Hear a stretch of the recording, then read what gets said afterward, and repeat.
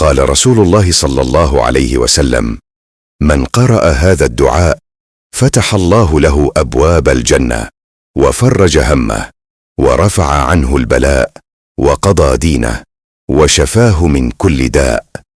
اللهم إني أعوذ بك من فتنة النار وعذاب النار، وأعوذ بك من فتنة القبر وعذاب القبر، وأعوذ بك من شر فتنة الغنى وشر فتنة الفقر، وأعوذ بك من شر فتنة المسيح الدجال.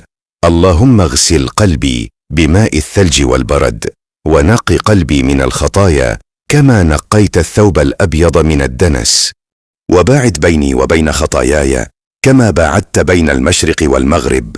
اللهم إني أعوذ بك من الكسل والمأثم والمغرم. اللهم اجعل لي نورا في قلبي، ونورا في سمعي، ونورا في بصري، ونورا فوقي، ونورا تحتي، ونورا عن يميني، ونورا عن شمالي، ونورا أمامي، ونورا خلفي، ونورا في عظمي ولحمي ودمي وشعري وبشري.